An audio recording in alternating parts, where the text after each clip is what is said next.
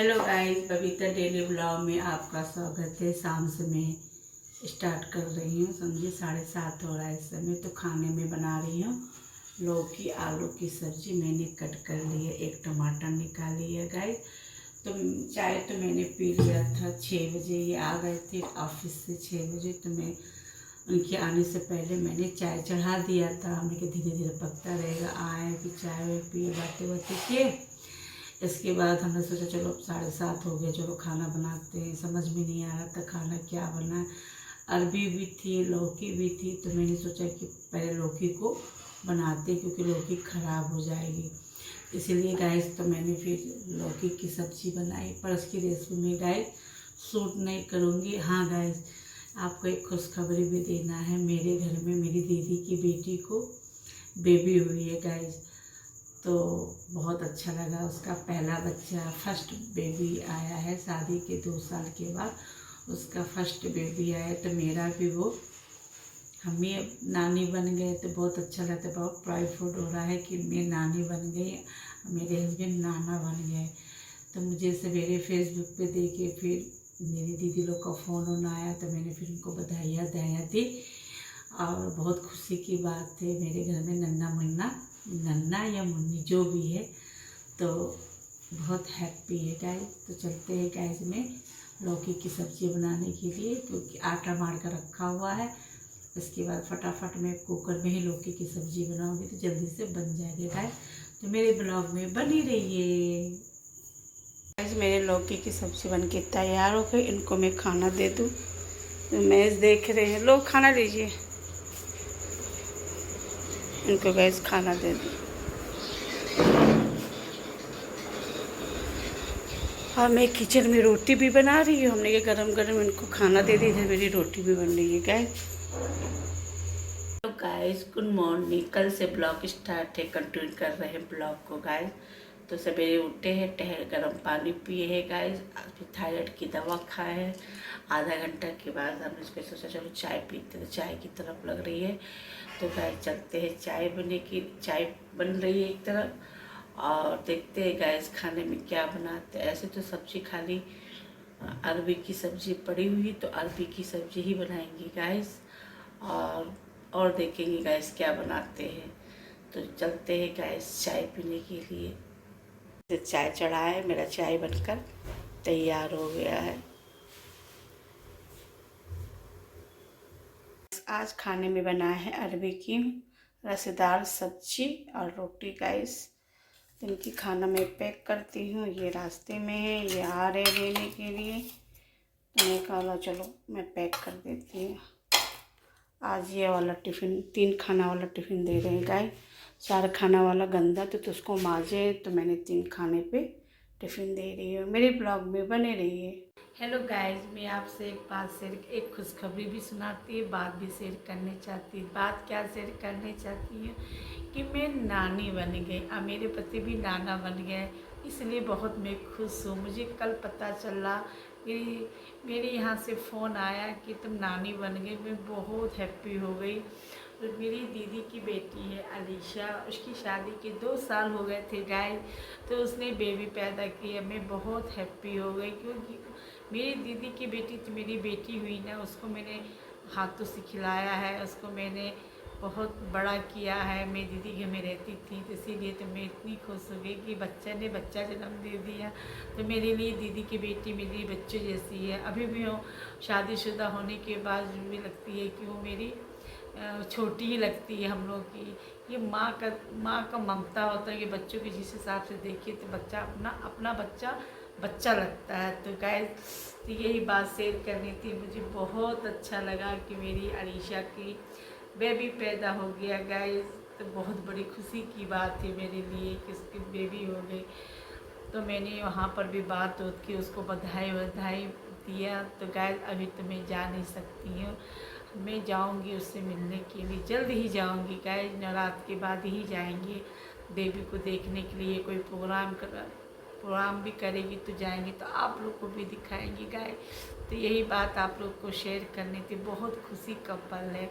मेरी दीदी भी इतनी खुश है कि हम लोग दूसरी बार नानी बनेंगे। एक तो मेरी बड़ी दीदी की बेटी ने भी जन्म उसकी भी बेटी, तब हम लोग खुश हो गए। अब मेरी हम लोग 5 बहन हैं गाइस।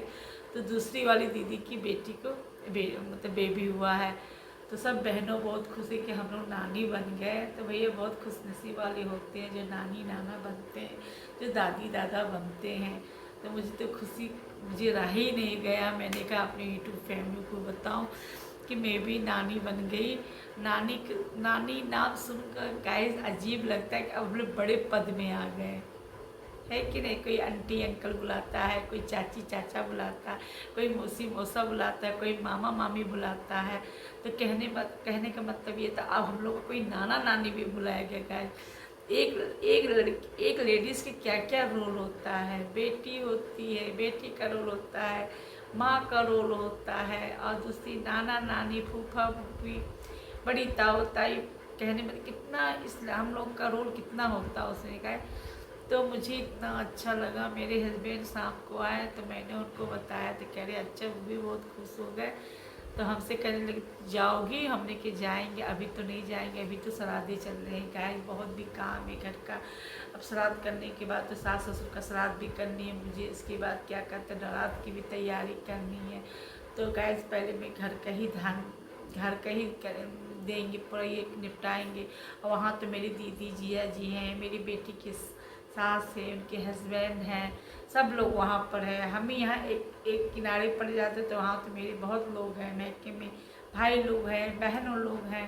तो कहने का मतलब मेरा ये था कि अब इतना जल्दी हम जा भी नहीं सकते। नेपाल कितना दूर है इंडिया से, तो ऐसे 6 घंटा का रास्ता है। सवेरे के ट्रेन नहीं से नहीं 5:30 बजे की ट्रेन पकड़ी तो आप 6:30 बजे गोरखपुर उतर जाएंगे। फिर वहाँ से 3 घंटे लगते हैं, तो वही 7 8 9 घंटे लग जाते हैं नेपाल जाने में गए। तो जाएंगे उससे मिल कर आएंगे। बहुत बड़ी मेरे लिए तो बहुत खुशी की बात है कि हम नानी बन गए गए।